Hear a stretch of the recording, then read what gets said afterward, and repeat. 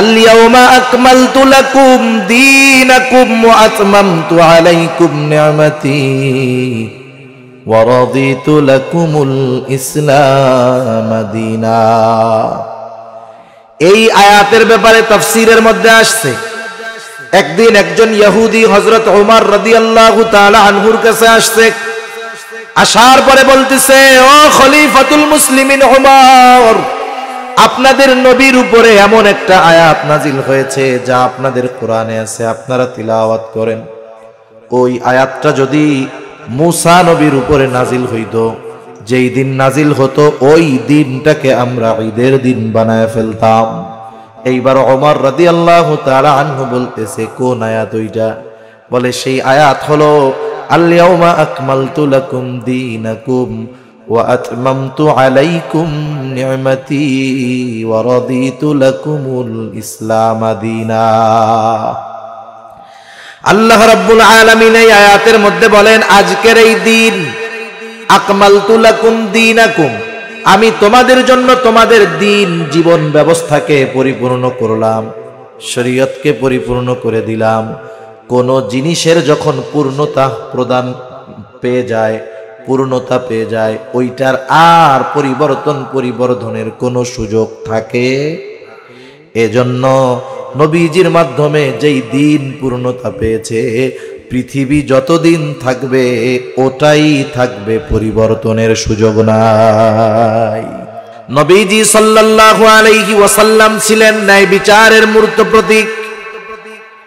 যখন ওই যে কাবাঘর সংস্কারের কাজ শুরু হলো, হজরে আসওয়াদ পাথরটাকে দূরে সরায় রাখা হলো, যেন পাথরটার কোনো প্রকার ক্ষয়ক্ষতি না হয়।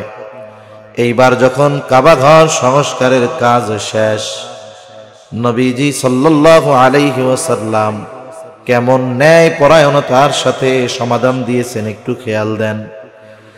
কাফেররা ওইটা সরায় রাখছে, কাজ শেষ, এখন হজরে আসওয়াদ যথাযথ স্থানে লাগায়া দেওয়া হবে।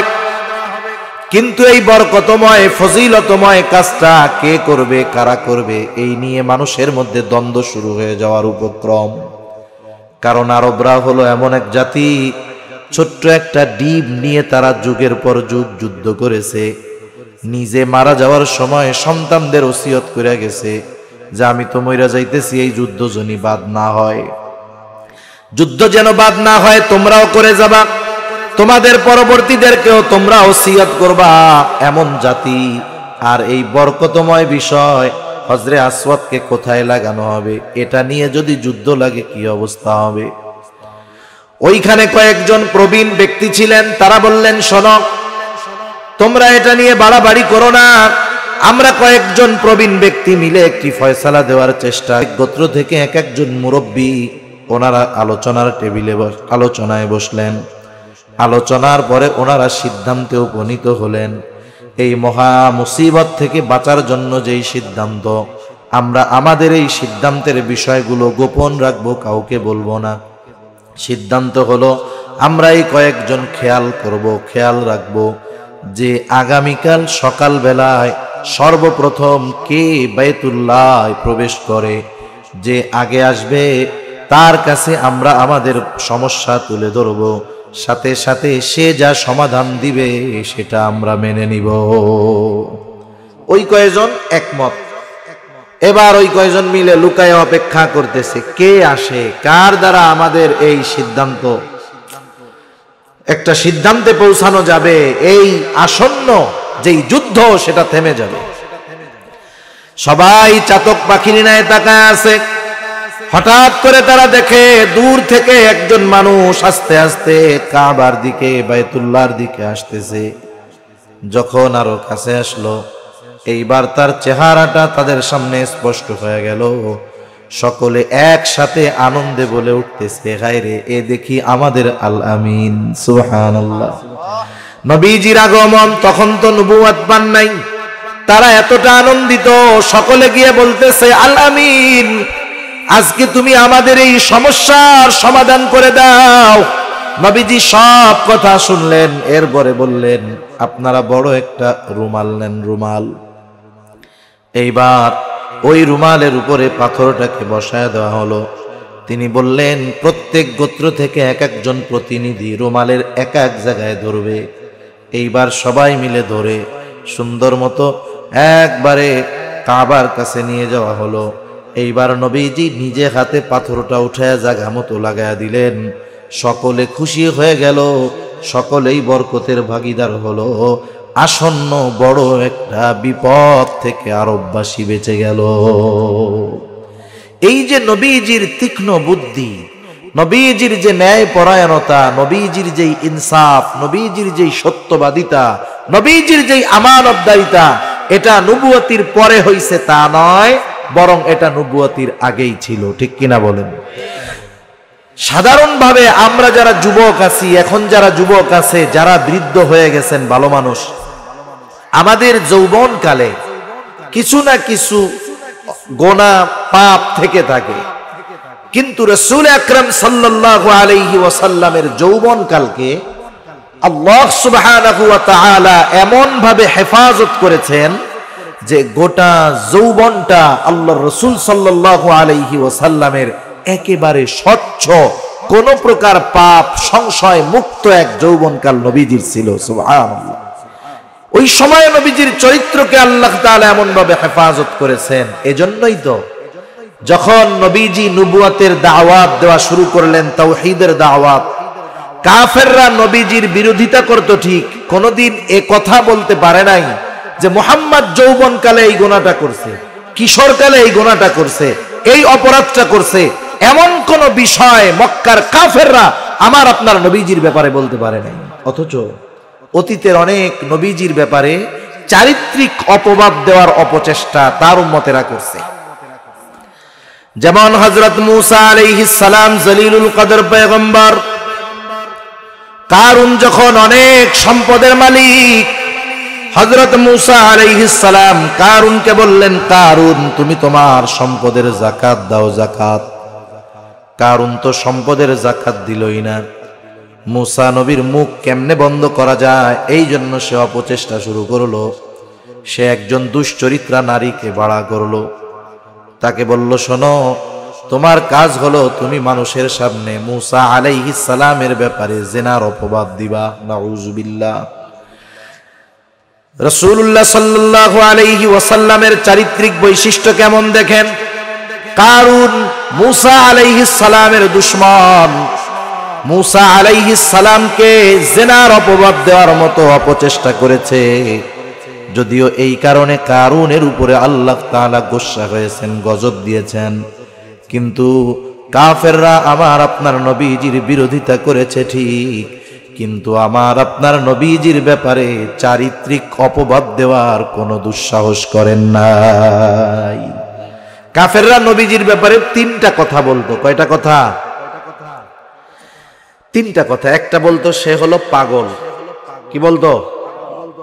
দ্বিতীয়তে বলতো সে হলো জাদুকর। কি বলতো? তৃতীয়তে বলতো সে হলো একজন কবি। কি বলতো?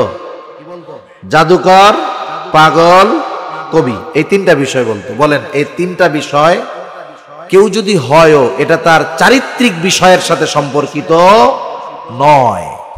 কাফেররা এতটুক বলতো নবীজির থেকে মানুষদেরকে দূরে সরানোর জন্য, কিন্তু তারা তো সরাইতে পারে নাই, বরং এতটুক অপবাদ দিয়েছে, তাতেই মানুষ আরো আগ্রহ ভরে নবীজির কাছে গেছে। ঠিক কিনা বলেন? কিন্তু আফসোস কি বলবো ভাই, কাট্টা দুশমন নবীজির, যারা নবীজির চারিত্রিক বৈশিষ্ট্য নিয়ে অপবাদ দেওয়ার কোনো দুঃসাহস করে নাই, বরং আপনারা জেনে থাকবেন যখন আবিসিনিয়ায় হিজরত করেছে মুসলমানেরা, কাফেররা পাঠায় দিয়েছে, আবু সুফিয়ান তখনও ঈমান আনে নাই, পাঠায় দিয়েছে যে যাও ওই আবিসিনিয়ার বাদশাহ, হাবশার বাদশার কাছ থেকে মুসলমান যারা হিজরত করে গেছে তাদের ফিরায় আনো, যা বলবা ওরা দেশদ্রোহী, ধর্মত্যাগী, এই কথাগুলো যা বলবা। এইবার যখন গেছে, ওইখানে গিয়ে লম্বা হাদিস, আবু সুফিয়ান পর্যন্ত নবীজির ওই উত্তম চরিত্রের সত্যায়ন করতে বাধ্য হয়েছে। ঠিক কিনা বলেন? কিন্তু আফসোস, আমাদের দেশেও আছে মুসলমানের ঘরে জন্ম নিয়ে নবীজি সাল্লাল্লাহু আলাইহি ওয়াসাল্লামের চারিত্রিক ব্যাপারে আঙ্গুল তোলার সাহস কাফেররা করে নাই, কিন্তু বর্তমান দুনিয়ার কিছু মুসলমান নামধারী নাস্তিক এগুলো নবীজির ব্যাপারে করে, ঠিক কিনা বলেন? অনেক বিষয় বলে, এর মধ্যে একটা বিষয় বলি।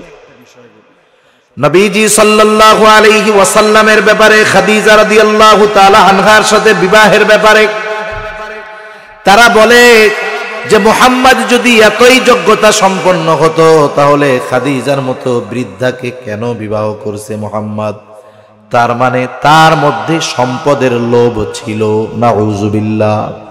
নবীজির ব্যাপারে এটা একটা অপবাদ, কিন্তু এর বাস্তব ইতিহাস হলো রাসূলুল্লাহ সাল্লাল্লাহু আলাইহি ওয়াসাল্লাম হযরত খাদিজাতুল কুবরা রাদিয়াল্লাহু তাআলা আনহার ব্যবসার দেখাশোনার দায়িত্ব নিলেন।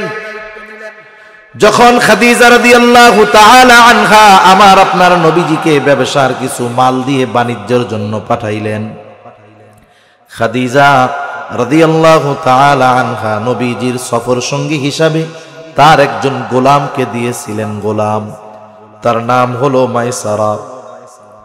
এনাকে বলা হতো খাদিজার চোখ। খাদিজার এত বিশ্বস্ত ছিল ওই মাইসারা, এজন্য তাকে বলা হতো খাদিজার চোখ। ওই মাইসারাকে বলা হলো যে তুমি মুহাম্মাদের ব্যাপারে নজর রাখবা, খেয়াল রাখবা, দেখবা তার অবস্থাটা কেমন। ওই মাইসারা খেয়াল করতো অনেক কিছু।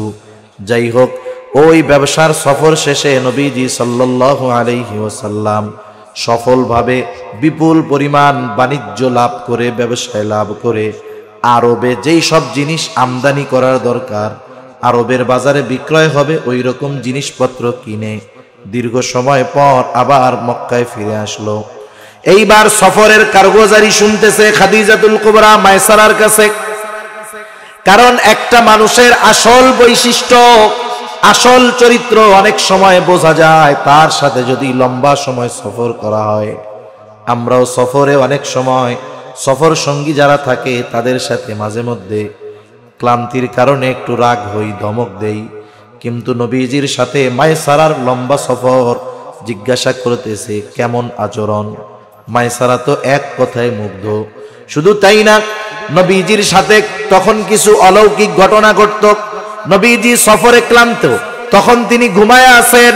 20-22 বছর বয়স আমার আপনার নবীজির, তখন 25 বছরের আগের ঘটনা। ঘুমায় আছেন গাছের ছায়ায়, আস্তে আস্তে সূর্যের আলোটা সরে, স্বাভাবিকভাবে ছায়াটাও সরে যাওয়ার কথা, কিন্তু সূর্যের আলো সরে যেত, কিন্তু ওই গাছ তার ডালকে ঝুঁকিয়ে নিচের দিকে দিয়ে নবীজির গায়ের উপরে ছায়ার ব্যবস্থা করত। এই ধরনের কিছু বিষয় মাইসারার দৃষ্টিগোচর হয়েছে। খাদিজার কাছে যখন বলছে যে তার সাথে এরকম ঘটনা ঘটতো, তখন খাদিজা রাদিয়াল্লাহু তাআলা আনহা রাসূল সাল্লাল্লাহু আলাইহি ওয়াসাল্লামের গ্রহণযোগ্যতা, বিশ্বস্ততার প্রতি আরো বেশি দুর্বল হয়ে গেছে। খাদিজা রাদিয়াল্লাহু তাআলা আনহার নবীজির সাথে বিবাহের পূর্বে ওনার 2 জন স্বামী দুনিয়া থেকে মারা গেছে, কয়েকজন সন্তানও ছিল। উনি মনস্থ করছেন যে আমি আর বিবাহ শাদী করব না। উনি ছিলেন তাহেরা, পুত পবিত্রা। মনে রাখবেন, আমাদের দেশে অনেক মানুষ বুঝে না। অনেক মানুষ মনে করে একটা মেয়ের বিবাহ হয়েছে, বিবাহের পরে তার স্বামী মারা গেল, অথবা যে কোনো কারণে তাদের বিবাহ বিচ্ছেদ হতে পারে। বিবাহ বিচ্ছেদ শুধু যে মেয়ের কারণে হয় তা না, ছেলের কারণে হয় না। মনে করেন আপনাদের এলাকার কেউ, মেয়েটা দিনদার, ভালো মেয়ে, পর্দাশীলা মেয়ে, দিনের উপরে চলে, এখন এক এলাকার এক ছেলের সাথে বিবাহ দিলেন। একজনের চরিত্র এ তো আর একদিনে জানা যায় না। যখন খোঁজ খবর নিছেন, জানছেন ছেলেটা খুব ভালো, নামাজি, কিন্তু ওই মেয়েটা যখন ওই ঘরে গেল, গিয়ে দেখে স্বামী নামাজ কালাম তো বহুত দূরের কথা, পর্দা নাই, পরনারী আসক্ত, হারাম উপার্জন করে। বলেন তো, একটা দিনদার মেয়ের ওই ঘরটায় যত ব্যবস্থাপনা থাকুক না কেন, এয়ার কন্ডিশন থাকুক না কেন, 10 তলা বিল্ডিং হোক না কেন, একজন দিনদার মেয়ের ক্ষেত্রে ওই ঘরটা ছোট্ট একটা জাহান্নাম মনে হবে, ঠিক কিনা বলেন? এইরকম কারণেও অনেক সময় বিবাহ বিচ্ছেদ হয়। তাহলে এখানে দোষটা তো আর মেয়ের না, দোষ কি মেয়ের? কিন্তু আমরা অনেক সময় বিবাহ বিচ্ছেদ হলেই মেয়েদেরকে দোষারোপ করি, এটা কখনো ঠিক কাজ নয়। খাদিজাতুল কুবরা রাদিয়াল্লাহু তাআলা আনহার 2টা স্বামী মারা গেছে। তিনি ছিলেন তাহেরা, পুত পবিত্রা, তিনি কোনোদিন কোনো অন্যায়ের সাথে জড়ান নাই। স্বামীর সাথে সম্পর্ক হবে, এটা স্বাভাবিক, কিন্তু আনুষঙ্গিক অন্যান্য দিক দিয়ে ওনার চরিত্রের মধ্যে কোনো কালিমা নাই। এই জন্য ওই জাহেলিয়াতের সময়ও, যেই সময়ের পরিস্থিতি কেমন আপনারা কম বেশি জানেন, ওই জাহেলিয়াতের সময়ও খাদিজাতুল কুবরার উপাধি ছিল তহেরা। দুইজন স্বামী মারা গেছে, এখন উনি বিবাহ বন্ধনে আবদ্ধ হওয়ার জন্য আর আগ্রহী না। কিন্তু অনেক সময় হয় যে মানুষ যাকে ভালো লাগে তার কথা বারবার বলতে থাকে।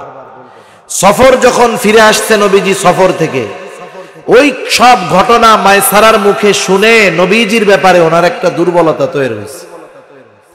খাদিজা তার বান্ধবীর কাছে বারবার মুহাম্মাদের কথা বলে।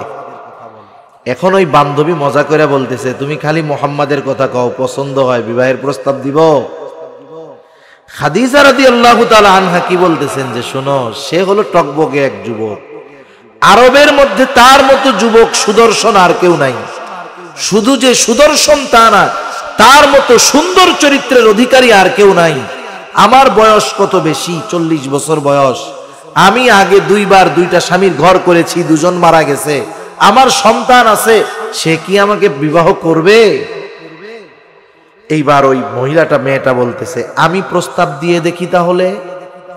খাদিজা রাদিয়াল্লাহু তাআলা আনহা তখন বলছেন, শোনো, তুমি প্রস্তাব দিতে পারো, তবে আমার বিষয়টা তোমাকে গোপন রাখতে হবে, কারণ মুহাম্মদ যদি আমার প্রস্তাব ফিরিয়ে দেয় আমি লজ্জা পাবো, আমি লজ্জিত হব, তুমি এটা গোপন রেখো।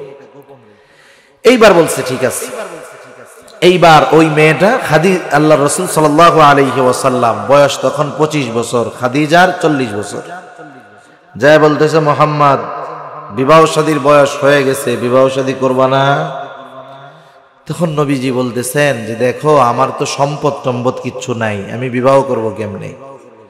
তখন বলতেছে, যদি কেউ তোমাকে বিবাহ করতে আগ্রহী হয় আর অর্থনৈতিক ব্যাপারে তোমার যদি কোনো টেনশন না থাকে, বিবাহ করতে রাজি আছো?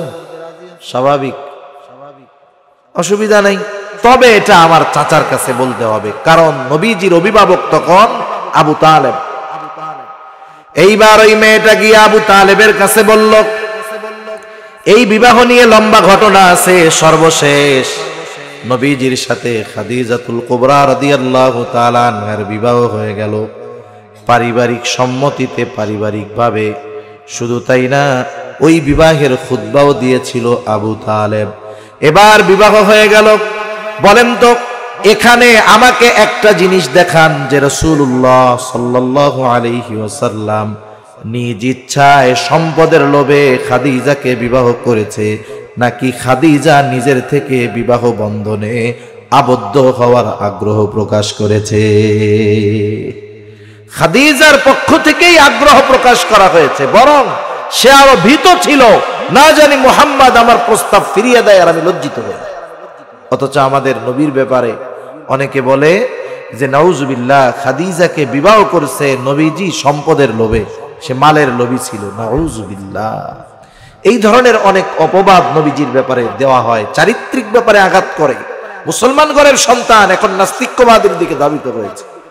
নবীজির ব্যাপারে বলে উনি একাধিক বিবাহ করেছেন, নবীজির চারিত্রিক বিষয় আঘাত করতে চায়।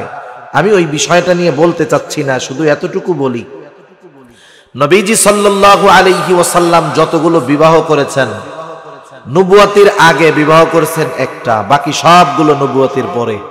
আর প্রত্যেকটা বিবাহর ক্ষেত্রে আদেশ ছিল কার? আল্লাহ তাআলার পক্ষ থেকে আদেশ প্রাপ্ত হয়ে তিনি বিবাহ করেছেন। এর মধ্যে একজন কুমারী, আর বাকি সব বিধবা ছিল, কুমারী ছিলেন না। কারো স্বামী মারা গেছে, কারো সন্তান আছে, নবীজি এরকম বিবাহ করছেন, বিধবা বিবাহ করেছেন। একজন ছিল কুমারী।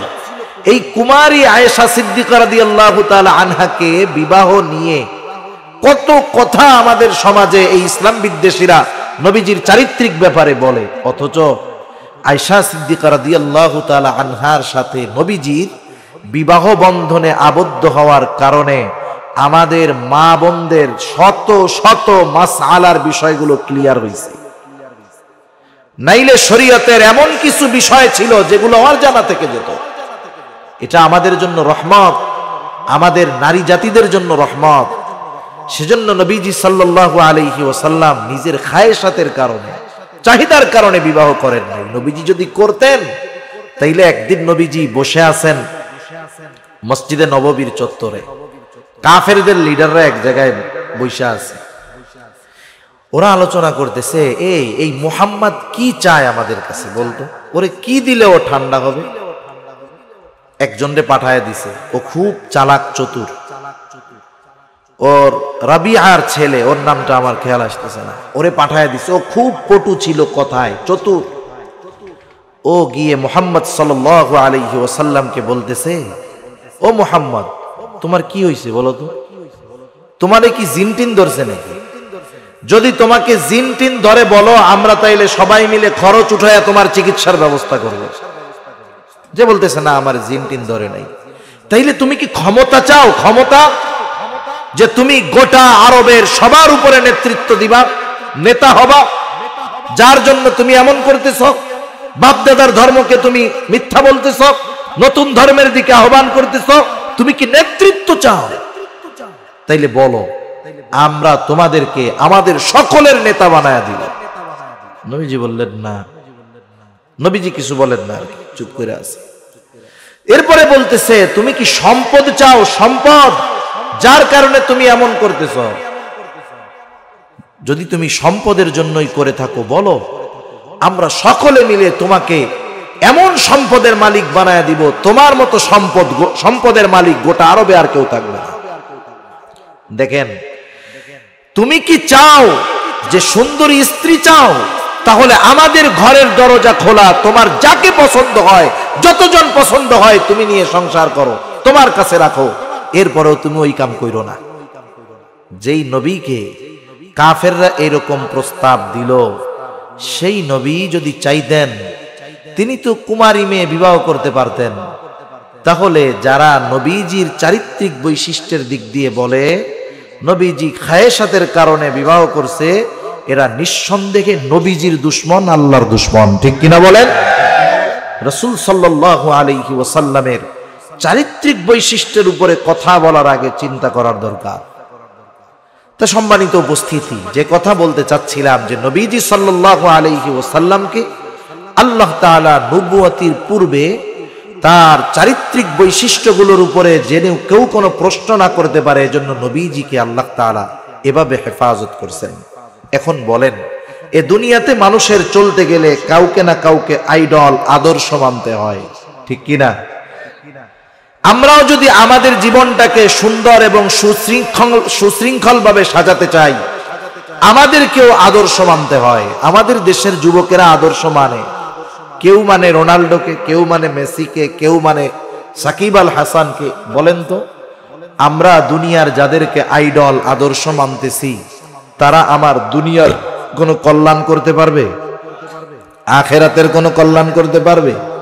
একটু বলেন না, যারা এই যে ফুটবল বিশ্বকাপের সময় আদর্শ হিসাবে মেসিকে গ্রহণ করছে, মেসি তো বিশ্বকাপ জিতলো বুঝলাম, তারা কি কাপ জিতছে? চার কাপও জিততে পারেনি। কোনো লাভ হইছে? দুনিয়ার লাভ হইছে? আখেরাতে লাভ হবে? প্রশ্নই আসে না। বরং নবীজি বলেন, মান তাশাব্বাহা বিকাউমিন ফাহুয়া মিনহুম। আরে তাদের সাদৃশ্য অবলম্বনের কারণে ওই মেসি রোনাল্ডোর সাথে ওর হাসর হবে, ওদের ঠিকানা যে জায়গায় হবে ওদেরও ঠিকানা সেই জায়গায় হবে, ঠিক কিনা বলেন? এজন্য নবীজির চারিত্রিক বিষয় আমি আর বললাম না, যে নবীজির চরিত্র কেমন সুমহান এতটুকুই বোঝার জন্য যথেষ্ট। ওয়া ইন্নাকা লাআলা খুলুকিন আযীম। এরপরে আমি যে কথাটা বলবো, নবীজিকে কেন আদর্শ মানব, কেন আমাদের নবীজি গোটা জগৎ সমূহের জন্য আদর্শ, কোন কোন কারণে, আমি চারটি কারণ বলে আমি আমার আলোচনা শেষ করে দেব ইনশাআল্লাহ। এখন নবীজিকে কেন আমরা আদর্শ মানব? চারটি বৈশিষ্ট্য যার মধ্যে থাকবে, চারটি গুণ যার মধ্যে থাকবে, সে গোটা বিশ্ববাসীর জন্য আদর্শ, অনুসরণীয় হতে পারে। কয়টি বৈশিষ্ট্য? একটু খেয়াল দিয়ে এই কথাগুলো শুনবেন ইনশাআল্লাহ। এক নম্বর বৈশিষ্ট্য, যিনি প্রেরিত হবেন গোটা সৃষ্টির জন্য, নির্দিষ্ট কোন বংশ গোত্রের জন্য তিনি নবী হতে পারবেন। তিনি নবী হবেন সকল সৃষ্টির জন্য। আমার আপনার নবীর আগে যত নবী দুনিয়াতে আসছে, আল্লাহ তাআলা কোরআনুল কারীমের মধ্যে বেশ কয়েকজন নবীজির কথা, নবীদের কথা বর্ণনা করেছেন। যেমন একজন নবী আল্লাহ তাআলা বলেন, ওয়া ইলা আদিন আখাহুম হুদা। আল্লাহ রাব্বুল আলামিন বলেন, আমি আদ গোত্রের জন্য তাদের ভাই হুদকে নবী হিসাবে পাঠিয়েছি। ওয়া ইলা সামুদা আখাহুম সালেহা। সামুদ গোত্রের জন্য তাদের ভাই সালেহকে নবী হিসাবে আমি পাঠিয়েছি। ওয়া ইলা মাদিয়ানা আখাহুম শুআইবা। আমি মাদিয়ানবাসীর জন্য শুআইব আলাইহিস সালামকে নবী হিসাবে পাঠিয়েছি। তার মানে হুদ আলাইহিস সালামের নবুয়তের সীমানা হলো আদ গোত্রের ভিতরে সীমাবদ্ধ। সালেহ আলাইহিস সালামের নবুয়ত সামুদ গোত্রের মধ্যে সীমাবদ্ধ। শুআইব আলাইহিস সালামের নবুয়ত মাদিয়ানবাসীর ভিতরে সীমাবদ্ধ। এই রকম ভাবে আল্লাহ রাব্বুল আলামিন এক এক কওমের জন্য, এক এক গোত্রের জন্য এক একজন নবী পাঠিয়েছেন। জলিলুল কদর পয়গম্বর হযরত মূসা আলাইহিস সালাম, কোরআনুল কারীমের মধ্যে প্রায় 165 জায়গায় ওনার কথা আসছে। সবচাইতে বেশি ওনার নামটা কোরআনে। এই মূসা আলাইহিস সালাম কত জলিলুল কদর পয়গম্বর, সরাসরি আল্লাহ তাআলার সাথে তিনি কথা বলতেন। আল্লাহ তাআলা বলেন, ওয়া কাল্লামাল্লাহু মূসা তাকলিমা। চলে আসছে, এদিকে আসছে। কতক্ষণ পরে আসবে? আরো আধা ঘন্টা? না, আমি 11টার মধ্যে শেষ করে দিব, 12টার মধ্যে 20 মিনিট। ঠিক আছে, হুজুর আসছে এখানে? আচ্ছা। ওয়া কাল্লামাল্লাহু মূসা তাকলিমা। আল্লাহ রাব্বুল আলামিন সরাসরি মূসা আলাইহিস সালামের সাথে কথা বলতেন। কত জলিলুল কদর পয়গম্বর। কিন্তু তিনি গোটা বিশ্ববাসীর জন্য নবী ছিলেন না, বরং তিনি নবী ছিলেন বনি ইসরাইলদের নবী। হযরত ঈসা আলাইহিস সালাম আল্লাহ রাব্বুল আলামিনের এক কুদরত। আল্লাহ সুবহানাহু ওয়া তাআলা পিতাবিহীন হযরত ঈসা আলাইহিস সালামকে সৃষ্টি করেছেন। উনি কিন্তু সকল মানব জাতির জন্য, সৃষ্টি জগতের জন্য নবী নয়। হযরত আদম আলাইহিস সালাম মুসলিম মিল্লাতের, সমগ্র মানব জাতির পিতা, কিন্তু সমগ্র মানব জাতির জন্য নবী নয়। আদম আলাইহিস সালাম আদি পিতা, মানব জাতির পিতা, কিন্তু সব মানবের জন্য নবী না। হযরত ইব্রাহিম আলাইহিস সালাম জলিলুল কদর পয়গম্বর, আল্লাহ তাআলা তার ব্যাপারে বলেন, মিল্লাতা আবিকুম ইব্রাহিম হুয়া সাম্মাকুমুল মুসলিমিন। আল্লাহ তাআলা বলেন, মুসলিম মিল্লাতের পিতা হলো ইব্রাহিম আলাইহিস সালাম। তিনি তোমাদের নাম রেখেছেন মুসলিম। তিনি সকল মুসলমানের পিতা, মুসলিম কওমের পিতা, মুসলিম মিল্লাতের পিতা, কিন্তু সব মুসলমানের জন্য তিনি নবী নন। হযরত আদম আলাইহিস সালাম, হযরত ইব্রাহিম আলাইহিস সালাম কত বড় জলিলুল কদর পয়গম্বর, এনারা কিন্তু সকলের জন্য নবী ছিলেন না। কিন্তু আমার আপনার নবীজির ব্যাপারে আল্লাহ রাব্বুল আলামিন বলেন, নবী আপনি বলেন, কুল ইয়া আইয়ুহান নাসু ইন্নী রাসূলুল্লাহি ইলাইকুম জামিআ। আমার আপনার নবীজির ব্যাপারে আল্লাহ তাআলা বলেন, আপনি বলেন, ইয়া আইয়ুহান নাস, হে মানব সম্প্রদায়, ইন্নী রাসূলুল্লাহি ইলাইকুম জামিআ, আমি তোমাদের সকলের নিকটে রাসূল হিসাবে প্রেরিত হয়েছি। তাহলে প্রত্যেকটা নবী যেই বংশ, যেই গোত্র, যেই এলাকার জন্য নবী, তার নবুয়তের পরিব্যাপ্তি সেই এলাকার ভিতর। ঠিক কিনা বলেন? বলেন তো, আপনাদের এলাকার মাননীয় এমপি মহোদয়, আপনাদের এলাকার মধ্যে ওনার এমপিত্বের এরিয়া আর এক এরিয়ায় গিয়ে উনি ওনার এমপির পাওয়ার দেখাতে পারবে নাকি? গোটা বাংলাদেশের মধ্যে মাননীয় প্রধানমন্ত্রীর পাওয়ার উনি ভারতে গিয়ে দেখাতে পারবে নাকি? তার মানে যেই নবী যেই গোত্রের জন্য, যেই বংশের জন্য, যেই শহরের জন্য, যেই দেশের জন্য তার নবুয়তির পরিব্যাপ্তি ছিল তত দূর, আমার আপনার নবীজির নবুয়তির পরিব্যাপ্তি কত দূর শোনেন। আমরা নামাজের মধ্যে সূরা ফাতিহা পড়ি, ইমামের পেছনে যখন পড়ি ইমামের কেরাত মুসল্লির কেরাত, আবার যখন একা পড়ি নিজে সূরা ফাতিহা পড়ি। সূরা ফাতিহার শুরুতেই আমরা পড়ি আলহামদুলিল্লাহি রাব্বিল আলামিন। কি বলি? বলি সকল প্রশংসা আল্লাহর জন্য। কার জন্য? আল্লাহকে পরিচয় দিতে গিয়ে বলতেছে তিনি হলেন রব্বুল আলামিন। একসাথে পড়লে আলহামদুলিল্লাহি রাব্বিল আলামিন স্বাভাবিক হবে রব্বুল আলামিন। আল্লাহ হলেন আলম এক বচন, আলামিন বহু বচন। আলম জগৎ, আলামিন জগৎ সমূহ। কত জগৎ আছে এর হিসাব কারো জানা? কদিন পর পর শোনেন না, এই একটা গ্রহ আবিষ্কার করছে, এই একটা জগৎ পাইছে, নতুন জগৎ, ওই দেশে যাবে, ওই দেশে যাবে। এরকম মহা আকাশে কত জগৎ আছে এর হিসাব একমাত্র জানে কে? যত জগৎ আছে সব জগৎ সমূহের প্রতিপালক রব, প্রতিপালক কে? ওই আল্লাহ বলতেছে যেই আল্লাহ জগৎ সমূহের প্রতিপালক, ওই রব আল্লাহ তাআলা আমার আপনার নবীর ব্যাপারে বলতেছেন ওয়ামা আরসালনাকা ইল্লা রাহমাতাল লিল আলামিন। আল্লাহ তাআলা বলেন ওয়ামা আরসালনাকা ইল্লা রাহমাতাল লিল আলামিন, আমি আপনাকে জগৎ সমূহের জন্য রহমত হিসাবে প্রেরণ করেছি। তার মানে আল্লাহ তাআলা হলেন জগৎ সমূহের রব, জগৎ সমূহের প্রতিপালক রব হলেন আল্লাহ, আর জগৎ সমূহের রহমত হলেন মুহাম্মাদুর রাসূলুল্লাহ সাল্লাল্লাহু আলাইহি ওয়াসাল্লাম। আপনারা কি কথা বুঝতেছেন না ঘুম আসতেছে? তাকবীর দেন, নারায়ে তাকবীর, নারায়ে তাকবীর। যাই হোক, ওলি ইবনে ওলি হাফেজ মাওলানা মুফতি ওলিউর রহমান সাহেব হযরত চলে আসতেছে, অল্প সময় আসবে, আসলে আমি আলোচনা শেষ করে দিব ইনশাআল্লাহ। তাহলে দেখেন আল্লাহ তাআলা তার রুবুবিয়তকে যতদূর পর্যন্ত বিস্তৃত করেছেন, আমার আপনার নবীজির নবুয়তকে আল্লাহ তাআলা ততদূর পর্যন্ত বিস্তৃত করেছেন। সুবহানাল্লাহ। তাইলে আমার আপনার নবী শুধু মানুষের নবী না, ফেরেশতাদেরও নবী। নবী ফেরেশতারা যে জায়গায় আছে আমার আপনার রবের আল্লাহর রুবুবিয়ত আছে তো ওই জায়গায়। তাইলে যেখানেই নবীজির আল্লাহ তাআলার রুবুবিয়ত সেখানেই আমার আপনার নবীজির নবুয়ত। সুবহানাল্লাহ। এজন্যই কবি কত সুন্দর কথা বলেন, রবুবিয়ত খুদা কি হ্যায় জাহাঁ তক, নবুয়তি মুস্তাফা কি হ্যায় ওহা তক। সেজন্য আমি ওই যে বলছিলাম, কেউ যদি বিশ্ববাসীর জন্য আদর্শ হতে চায়, চারটি জিনিস তার মধ্যে দরকার।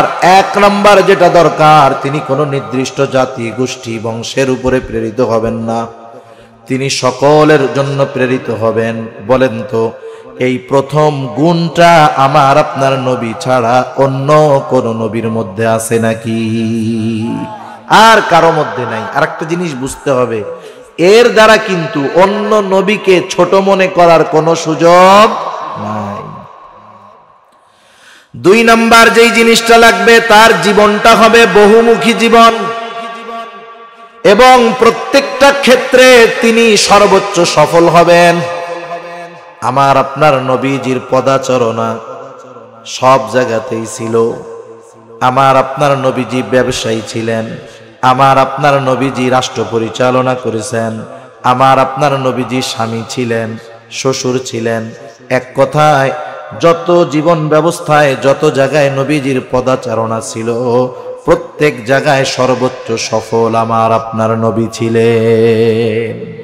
আবার এমন না যে গোটা জিন্দেগিতে শুধু সুখ আছে কষ্ট নাই, নবীজির জীবনে সুখও ছিল কষ্টও ছিল, সব কিছু নবীজির জীবনের মধ্যে পাওয়া যাইত, এবং প্রত্যেক জায়গায় তিনি সর্বোচ্চ সফল ছিলেন। পৃথিবীর সর্বোচ্চ শ্রেষ্ঠ সফল ব্যবসায়ী আমার আপনার নবী, পৃথিবীর সর্বোচ্চ সফল রাষ্ট্র পরিচালক আমার আপনার নবী, পৃথিবীর সর্বোত্তম সঙ্গী আমার আপনার নবী প্রত্যেকটা ক্ষেত্রে নবীজির পদাচারণা পাবেন, সাথে সাথে ওই জায়গায় সর্বোচ্চ সফলতাও নবীজির মধ্যে পাওয়া যাবে।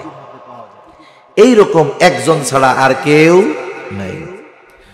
3 নাম্বার, তার মাধ্যমে এমন কিছু জিনিস পূর্ণতা পাবে যা তার পূর্বে কখনো পূর্ণতা পায় নাই। এবার আসেন, আমার আপনার নবীর মাধ্যমে এমন কোন কোন জিনিস পূর্ণতা পাইল যা তার আগে পূর্ণতা পায় নাই। 1 নাম্বার, আমার আপনার নবীজির মাধ্যমে আল্লাহ তাআলা শরীয়তের পূর্ণতা প্রদান করেছেন। বলেন তো, আমার আপনার নবীজির আগে আল্লাহ তাআলা কি শরীয়তের পূর্ণতা দিয়েছেন নাকি? এ কথাই আল্লাহ তাআলা কোরআনুল কারীমের মধ্যে বলেন, আল-ইয়াওমা আকমালতু লাকুম দীনাকুম ওয়া আতমামতু আলাইকুম নি'মাতি ওয়া রাদিতু লাকুমুল ইসলাম দীনা। এই আয়াতের ব্যাপারে তাফসীরের মধ্যে আসছে, একদিন একজন ইহুদি হযরত ওমর রাদিয়াল্লাহু তাআলা আনহুর কাছে আসছে। আসার পরে বলতেছে, ও খলিফাতুল মুসলিমিন ওমর, আপনাদের নবীর উপরে এমন একটা আয়াত নাজিল হয়েছে যা আপনাদের কোরআনে আছে, আপনারা তিলাওয়াত করেন। ওই আয়াতটা যদি মুসা নবীর উপরে নাজিল হইতো, যেই দিন নাজিল হতো ওই দিনটাকে আমরা ঈদের দিন বানায় ফেলতাম। এইবার ওমর রাদিয়াল্লাহু তাআলা আনহু বলতেছে, কোন আয়াত ওইটা? বলে, সেই আয়াত হলো আল-ইয়াওমা আকমালতু লাকুম দীনাকুম ওয়া আতমামতু আলাইকুম নি'মাতি ওয়া রাদিতু লাকুমুল ইসলাম দীনা। আল্লাহ রাব্বুল আলামিন এই আয়াতের মধ্যে বলেন, আজকের এই দিন আকমালতু লাকুম দীনাকুম, আমি তোমাদের জন্য তোমাদের দিন জীবন ব্যবস্থাকে পরিপূর্ণ করলাম, শরীয়তকে পরিপূর্ণ করে দিলাম। কোন জিনিসের যখন পূর্ণতা প্রদান পেয়ে যায়, পূর্ণতা পেয়ে যায়, ওইটার আর পরিবর্ধনের কোনো সুযোগ থাকে? এজন্য নবীজির মাধ্যমে যেই দিন পূর্ণতা পেয়েছে, পৃথিবী যতদিন থাকবে ওটাই থাকবে, পরিবর্তনের সুযোগ নাই। তাইলে আল্লাহ তাআলা এর দ্বারা চূড়ান্ত নির্ধারণ করে দিলেন যে জীবন ব্যবস্থা পরিপূর্ণ, শরীয়ত পরিপূর্ণ। 1 নাম্বার। 2 নাম্বার, নবীজির মাধ্যমে আল্লাহ তাআলা নিয়ামতের পূর্ণতা প্রদান করেছেন। কারণ এর পরপরই আল্লাহ তাআলা বলেন, ওয়া আতমামতু আলাইকুম নি'মাতি, আমি আমার নিয়ামত তোমাদের জন্য পূর্ণ করে দিলাম। ওয়া আতমামতু আলাইকুম, তোমাদের উপরে আমার নিয়ামতকে আমি পূর্ণতা প্রদান করলাম। তাহলে নবীজির মাধ্যমে 1 নম্বরে পূর্ণতা পেয়েছে শরীয়ত, 2 নম্বরে পূর্ণতা পেয়েছে নবুয়ত, 3 নম্বর নবীজির মাধ্যমে আল্লাহ তাআলা পূর্ণতা প্রদান করেছেন নবুয়তের। খেয়াল রাখবেন, মনে রাখবেন এগুলা। 1 নম্বর, নবীজির মাধ্যমে পূর্ণতা যে জিনিসগুলো পাইছে গুরুত্বপূর্ণ বিষয়ের মধ্যে, 1 নম্বর শরীয়ত, বলেন 1 নম্বর কি? 2 নম্বর নিয়ামত, বলেন 2 নম্বর। 3 নম্বর নবুয়ত, 3 নম্বর কি? বলেন যে জিনিসগুলো পূর্ণতা পাইছে, পূর্ণতা পাওয়ার পরে ওইটার পরিবর্ধন, সংযোজন, বিয়োজন বা নতুন করে কিছু হওয়ার কোনো সুযোগ আছে? এবার আসেন, নবীজির মাধ্যমে আল্লাহ তাআলা নবুয়তের পূর্ণতা প্রদান করেছেন। এজন্য আপনারা অনেক সময় শুনে থাকেন, ওলামায়ে কেরাম আপনাদের বলে যে কাদিয়ানী একটা সম্প্রদায় আছে, অতীতেও অনেকে ভণ্ড নবীর দাবি করেছে, কিন্তু কাদিয়ানীরা এটা বেশি ফেরকা ফেতনা চলাইতেছে। কাদিয়ানী কাদিয়ানী কাদিয়ানী কাদিয়ানীরা তো ঘাটি গাইডা বসছে হবিগঞ্জ জেলার মধ্যেই। তাদের ফাইন্যান্সিয়াল অর্থনৈতিক যে উৎস সেটা হবিগঞ্জ থেকেই যাচ্ছে। বুঝেন তো কথা নাকি? সব কওয়া লাগে আবার, আপনারা তো বুঝেন না, এগুলো রেকর্ড হয় না। এর একটা কথা যদি ওদের কাছে যায়, আমরা তো আপনাদের সতর্কতার জন্য বলি, এটা আমার জীবন ধ্বংসের কারণ হয়ে যেতে পারে। কোনো নামও বলি নাই, কিছুও বলি নাই, এতটুক কথা, আল্লাহ না করুন আমার জীবন শেষ হয়ে যাওয়ার কারণ হতে পারে। কারণ তাদের পাওয়ার এমন জায়গায়, আমার মতো 15-20টারে ব্লিন্ডারে জুস বানায় ফেললেও কেউ কোনো কথা বলবে না। কিন্তু বাস্তবতা বলতে হয় যে এই কাদিয়ানীরা, এদের আকীদা বিশ্বাস হলো আমাদের নবী শেষ নবী নয়, বরং গোলাম মুহাম্মদও নবী। নাউজুবিল্লাহ বলেন। এরা কিন্তু অনলাইনে ব্যাপক প্রচার প্রসার করে। অনেকে বুঝে না, সরল মনা মুসলমান, আমাদের ইয়াং জেনারেশন বোঝে না। অনেক সময় হুজুররা খালি কয় কাদিয়ানীরা শেষ নবী মানে না।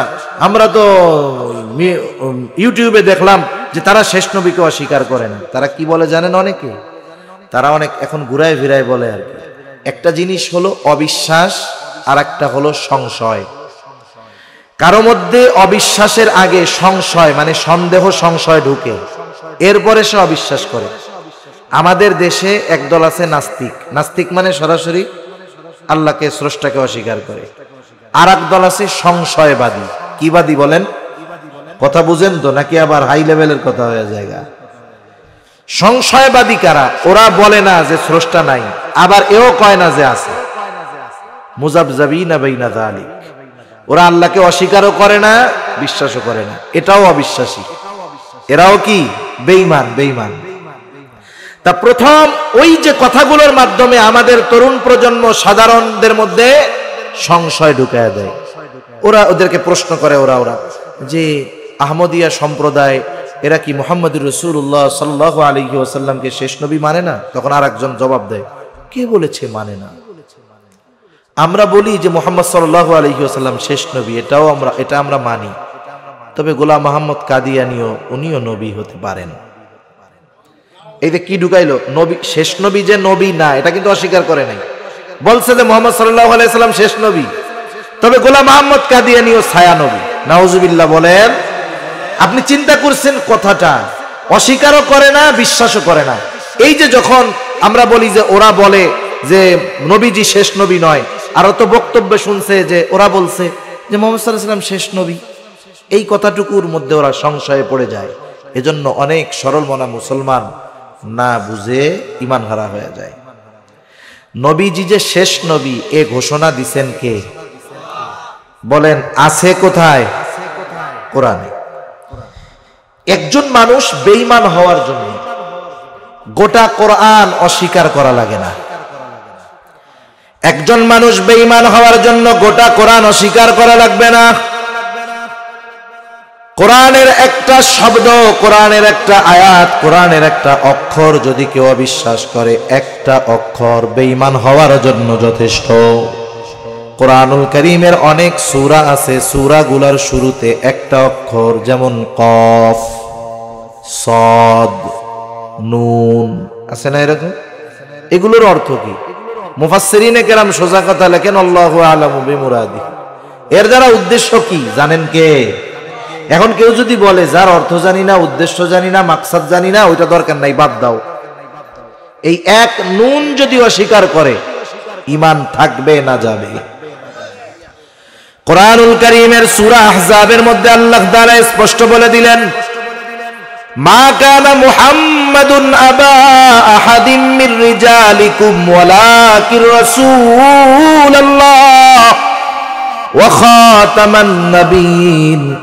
আল্লাহ তাআলা বলেন, মুহাম্মদ সাল্লাল্লাহু আলাইহি ওয়াসাল্লাম তোমাদের কোন পুরুষের পিতা নন, ওয়ালাকির রাসূলুল্লাহ তিনি হলেন আল্লাহর রাসূল, ওয়া খাতামান নাবিয়্যিন এবং তিনি হলেন শেষ নবী। নবীজি যে খাতামুন নাবিয়্যিন এ ঘোষণা কার? তাহলে খতমে নবুয়তের ঘোষণা দিবেন কে? এখন বলেন, কেউ যদি বলে যে নবীজির পরে আরেক নবী আছে, ছায়া নবী হোক, জিল্লি নবী হোক, আর যে নবী হোক, ঈমান থাকবে না যাবে? বিশ্বাস যারা করে ঈমান থাকবে না যাবে? তাদের যারা সমর্থন দিবে তাদের কথার ঈমান থাকবে না যাবে? এখন যারা খতমে নবুয়াত নিয়ে আন্দোলন করে, নবীজির খতমে নবুয়াত, যে নবীজির পরে আর কেউ নাই, এই আন্দোলন যারা করে, কেউ যদি তাদের বিরোধিতা করে, তারাও তো খতমে নবুয়াতের অস্বীকার করে, ঠিক কিনা বলেন? এজন্য আবার প্রশ্ন আছে যে হুজুর তারা তো দেশে গ্যাঞ্জাম মারামারি করে না, এরা কোক না, এরা যতই বলুক যে নবীজির পরে নবী আছে, এরা বললেই কি নবী হয়ে যাইব? এরকম বলে কি বলে না? বলে। কিন্তু সমস্যাটা কোথায় আসেন? সমস্যাটা হলো আপনাদের এলাকায় অন্য ধর্মের লোক আছে না? হিন্দু আছে, বৌদ্ধ আছে, খ্রিস্টান আছে, অনেক ধর্মের লোক আছে। বলেন তো, এরা তাদের ধর্মীয় পরিচয় নিয়ে সমাজে বসবাস করে, রাষ্ট্রীয় সুবিধা, নাগরিক সুবিধা, অন্যান্য সুবিধা ভোগ করে কি করে না? কোনোদিন কোন হুজুর আইসা কইছে 92% মুসলমানের দেশ, এই জায়গায় অন্য ধর্মের কাউকে হসপিটালে ভর্তি করা যাবে না, এরকম বলছে কেউ? নাগরিক সুবিধা পাবে না, এরকম কেউ বলছে? আমাদের কোনো বাধা নাই, কারণ তারা তাদের পরিচয় প্রকাশ করে সমাজে বসবাস করতেছে। তারা তাদের ধর্মীয় পরিচয়ের মধ্যে লেখে ইসলাম ধর্ম, আমরা লিখি ইসলাম, তারা লেখে হিন্দু, বৌদ্ধ, খ্রিস্টান, যে যে ধর্মের। তার মানে তাদের ধর্মীয় পরিচয়ের মধ্যে কোনো ছলচাতুরি নাই। এখন বলেন, কাদিয়ানীরা খতমে নবুয়ত অস্বীকার করার কারণে, খতমে নবুয়ত তো বুঝছেন যে আল্লাহ তাআলা বলছে মুহাম্মদুর রাসূলুল্লাহ শেষ নবী, আর ওরা যে কোনো ভাবে ঘুরায় ফিরায় বলে যে নবীজির পরে নবী আবার আরেকটা আছে। এখন বলেন, এ বিশ্বাস যারা করে ওরা ইমানদার না বেঈমান? আচ্ছা, তাইলে ওরা কোন ধর্মের অনুসারী? ওদের একটা ধর্মের নাম দিতে পারে, কাদিয়ানী ধর্ম, এই ধর্ম, সেই ধর্ম। কিন্তু সমস্যা কি জানেন?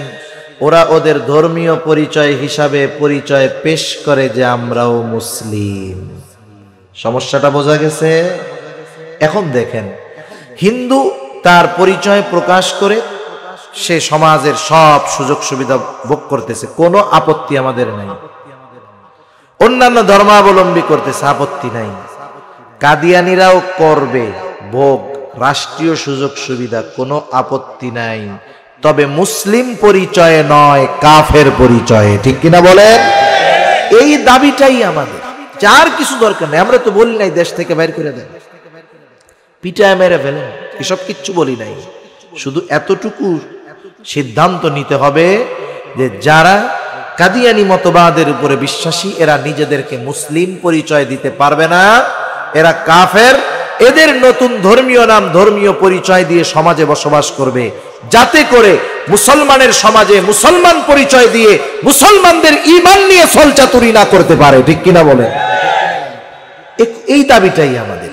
তাহলে যে কথা আমি বলতেছিলাম যে নবীজির মাধ্যমে আল্লাহ তাআলা এমন কিছু বিষয়ের পূর্ণতা দিয়েছেন যা অন্য কারো মাধ্যমে দেন নাই। 1 নাম্বার নবুয়ত, 1 নাম্বার শরীয়ত, 2 নাম্বার নেয়ামত, 3 নাম্বার নবুয়ত, 4 নাম্বার নবীজির মাধ্যমে আল্লাহ তাআলা উত্তম আখলাকের পরিপূর্ণতা প্রদান করেছেন। সুবহানাল্লাহ। কিসের? উত্তম আখলাকের। আমার আপনার নবীজির আখলাকের ব্যাপারে আল্লাহ তাআলা সনদ দেন, ওয়া ইন্নাকা লাআলা খুলুকিন আযীম। আপনাকে আমি মহান চরিত্রে অধিষ্ঠিত করেছি। শুধু তাই না, আমার আপনার নবীর আগে যত নবী দুনিয়ায় আসছে সব নবী উত্তম চরিত্রওয়ালা নবী, কোনো সন্দেহ নাই। আমার আপনার নবী শুধু উত্তম চরিত্রওয়ালা নবী এমনটা নয়, বরং আমার আপনার নবী হলেন উত্তম চরিত্রে পরিপূর্ণতা দান করনেওয়ালা নবী। রাসূল আকরাম সাল্লাল্লাহু আলাইহি ওয়াসাল্লাম এই জন্য বলেন, ইন্নামা বুইসতু লিউতাম্মিমা মাকারিমাল আখলাক। নবীজি সাল্লাল্লাহু আলাইহি ওয়াসাল্লাম বলেন, আমাকে উত্তম চরিত্রে পরিপূর্ণতা প্রদানার্থে প্রেরণ করা হয়েছে। আমাকে উত্তম চরিত্রের পূর্ণতা প্রদানার্থে প্রেরণ করা হয়েছে। এই 4টি বিষয় গুরুত্বপূর্ণ, যা আল্লাহ তাআলা আমার আপনার নবীজির মাধ্যমে পূর্ণতা প্রদান করেছেন, যা অন্য কারো মাধ্যমে পূর্ণতা পায় নাই। আসছে হুজুর, হুজুর আসছে, আর এখানে পৌঁছাইছে। হ্যাঁ,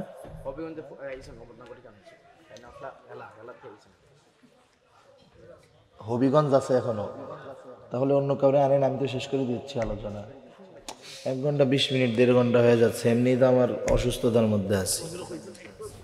এর বিধিবিধান এবং তার সিরাত জীবনী আমাদের কাছে নির্ভুলভাবে যথাযথভাবে পৌঁছাতে হবে। নবীজি সাল্লাল্লাহু আলাইহি ওয়াসাল্লামের কাছে প্রেরিত ওহী কোরআনুল কারীম।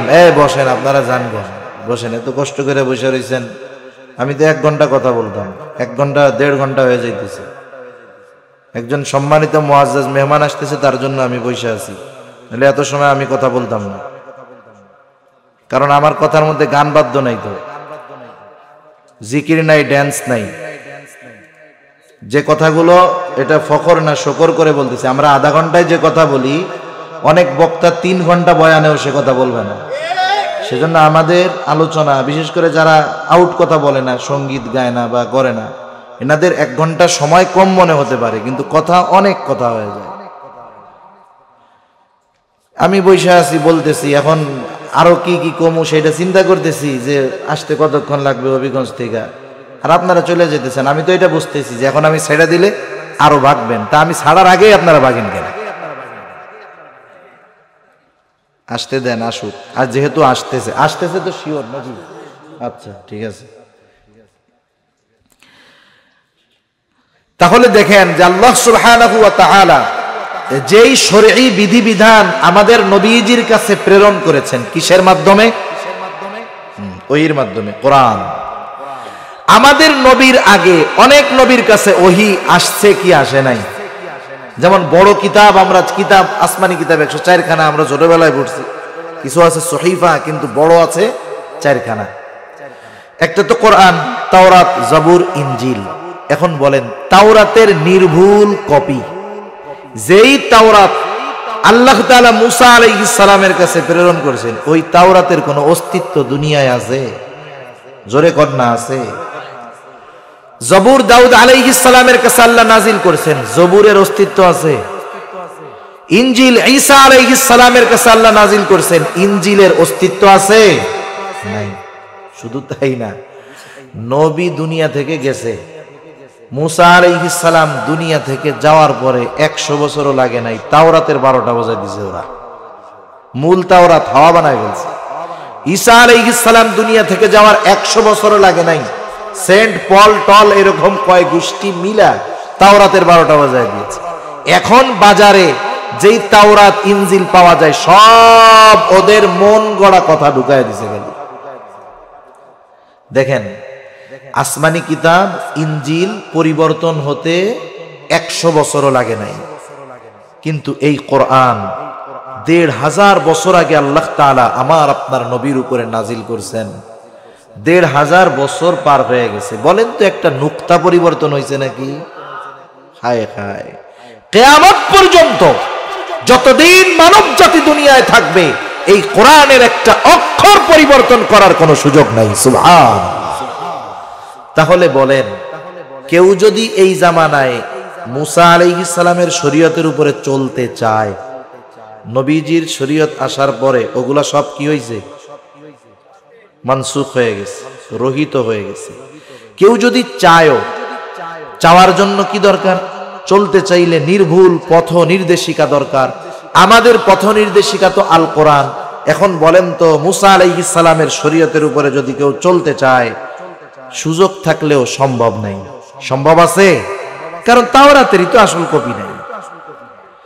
সেজন্য দেখেন, তার কাছে প্রেরিত ওহী নির্ভুল ভাবে আমাদের কাছে পৌঁছাতে হবে।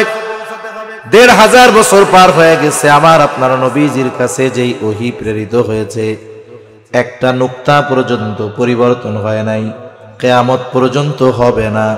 সাথে সাথে ওই যে যিনি, যার কাছে ওই শরীয়তের আগমন ঘটেছে, তার ব্যাপারে তার সিরাত, তার জীবন আদর্শ, তার জীবনী আমাদের কাছে নির্ভুল ভাবে পৌঁছাতে হবে। এখন বলেন, নবীজির জীবন আদর্শ, সিরাত, এই বিষয়গুলো আমাদের কাছে নির্ভুল ভাবে পৌঁছায় আছে হাদিসের মাধ্যমে। কিসের মাধ্যমে? আরে জোরে বলেন, কিসের মাধ্যমে? হাদিসের মাধ্যমে। এখন যারা হাদিস সংগ্রহ করতেন, তারা কতটা সচেষ্ট আর সতর্কতার সাথে করতেন, ছোট্ট 2টা ঘটনা বললে বুঝতে সহজ হবে। যারা মুহাদ্দিস, খাঁটি আহলে হাদিসের, আমার আগে হযরত আহলে হাদিসের কথা কইছে না, এখন তো কি কইতে হয়, পায়খানা কইরা সুসে না, মুইতা পানি নাই না, উনিও আহলে হাদিসের শাইখ আছে না, এরকম আহলে হাদিস।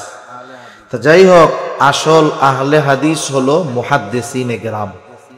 হাদিসের পরিভাষায় আহলে হাদিস কারা? মুহাদ্দিসিনে কেরাম, এই যে যাদের হাদিসের সংকলন আমরা পড়ি, ইমাম বুখারী উনি আহলে হাদিস, উনি অরিজিনাল আহলে হাদিস, এরকম মুহাদ্দিস যারা ওনারা আসল আহলে হাদিস, ইমাম মুসলিম আহলে হাদিস। এখন দেখেন ওনারা হাদিস সংগ্রহ করছেন, হাদিস সংগ্রহ করার ক্ষেত্রে যার থেকে হাদিস সংগ্রহ করা হবে সেই ব্যক্তির চারিত্রিক কোনো ত্রুটি থাকতে পারবে না। সোজা কথায় আহলে হাদিস হইতে হইলে তার জীবনে চারিত্রিক কোনো ত্রুটি থাকতে পারবে, এমন কি তার ব্যাপারে মিথ্যা কোনো অপবাদ দেওয়ার সুযোগও কেউ পাবে না। ইমাম বুখারী রাহমাতুল্লাহি আলাইহি নিজের চরিত্রকে একেবারে পাপ পঙ্কিলতা মুক্ত তো রাখছেন, সাথে সাথে কেউ যদি আমার আপনার ব্যাপারে মিথ্যা অপবাদ দেয় এটা আমার চারিত্রিক কোনো খারাপ বিষয় নয়, বরং অপবাদ দিয়েছে, মিথ্যা অপবাদ, ঠিক না?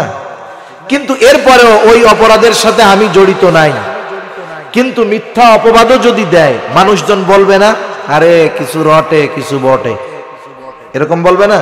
অথচ আমি অপরাধটা করি নাই। আসছে নাকি হুজুর? আসছে? ইমাম বুখারী রাহমাতুল্লাহি আলাইহি সফরে বের হয়েছেন, নৌপথের সফর, নৌকায় সফর। এখন সফরে যাওয়ার সময়, এখন না আপনি গাড়ির মধ্যে ওইটা খালি মোবাইল টিপবেন, আগে কি মোবাইল টোবাইল ছিল নাকি? আগে মোবাইল ছিল না তো। আগে ওঠার পরে পাশের যাত্রীকে তার সাথে গল্প হইতো, কথাবার্তা হইতো, পরিচয় হইতো, ঠিকানা নিত, অনেক সময় চিঠি দেওয়া দিয়ে হইতো, আবার বেড়াইতেও যাইতো, ঠিক না? এরকম হইতো অনেক সময়। দেখা যাবে বাসের থেকে পরিচয় হয়েছে, এক সময় আত্মীয় হয়ে গেছে, এরকমও বহুত হয়েছে এদেশে। তো যাই হোক, ইমাম বুখারীর সাথে এক লোক উঠছে, উনি তো বুজুর্গ মানুষ, তাদের দিল থাকে হলো সাদা মাটা, আর সাথে যেইটা ওইটা হলো বাটপার নম্বর 1, চালাক। খুইটা খুইটা খুইটা খুইটা বাইর করছে, কই যাচ্ছেন, কি করতেছেন, কি কি আছে। তাই ইমাম বুখারী সরলতার সাথে বলে দিছে যে শোনেন, আমার কাছে 1000 স্বর্ণ মুদ্রার একটা ব্যাগ আছে। 1000 কি মুদ্রা? স্বর্ণ মুদ্রা। এখন এর কোটি কোটি টাকা হবে। যাই হোক, এটাও তো ও জানছে, নিশ্চিত হয়েছে যে ওনার কাছে আছে। এবার রাত্রে সবাই নৌকার মধ্যেই ঘুমাইতেছে, নৌকা থেকে কেউ নামেও নাই, কেউ উঠেও নাই। সবার আগে সকালে ঘুম থেকে উঠা ওই সিটিং বাস কইতেছে আরে কাম সারা কাম সারা কাম সারা, কান্নাকাটি করে কি হয়েছে কি হয়েছে রে?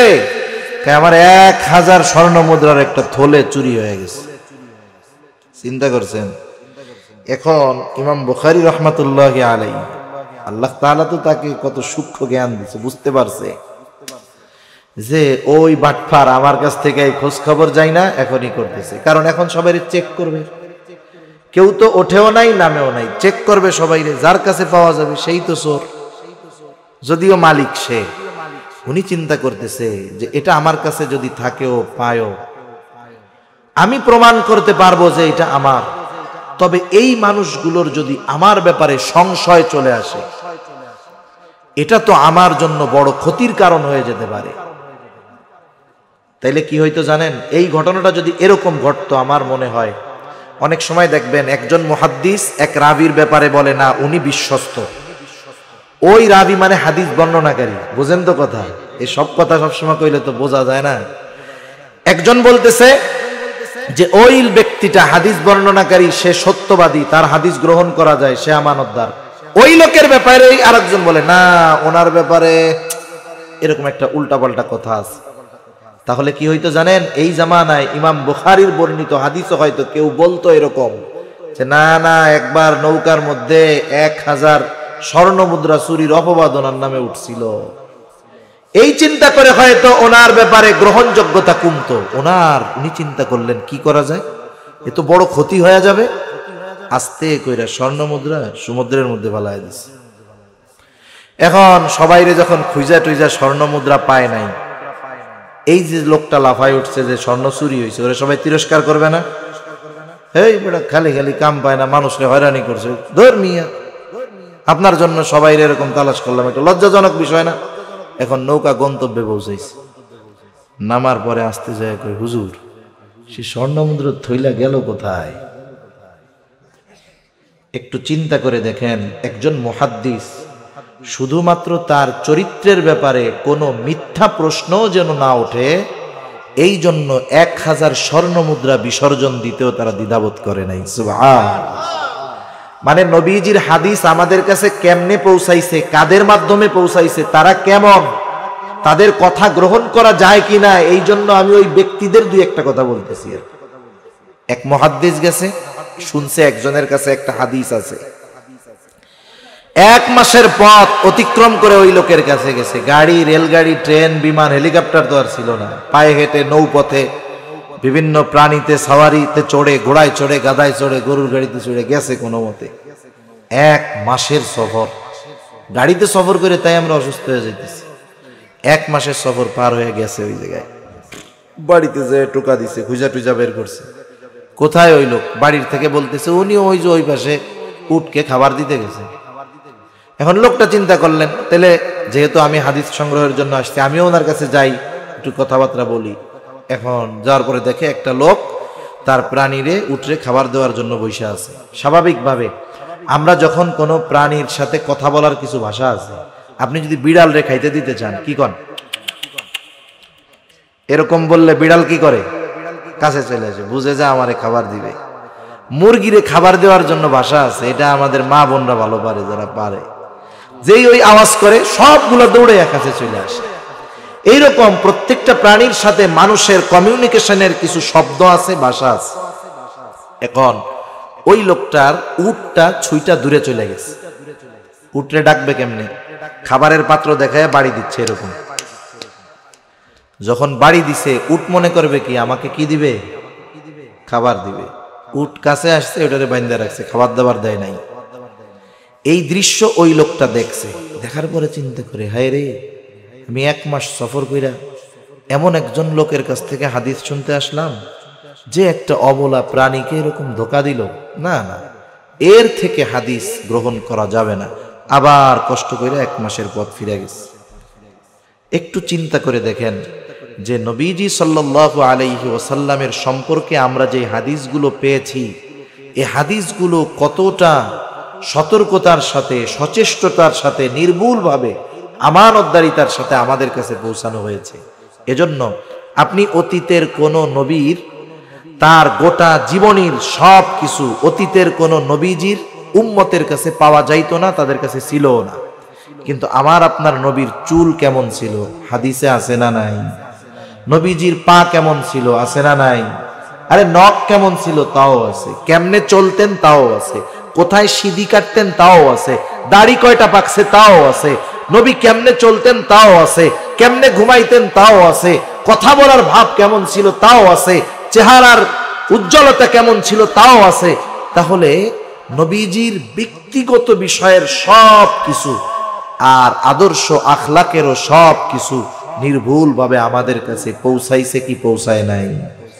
অতীতের কোন নবীর উম্মত এই তার নবীর ব্যাপারে এত বিস্তারিত সুন্দরভাবে জানে না যতটা আমরা জানি, আমাদের জানার সুযোগ আছে।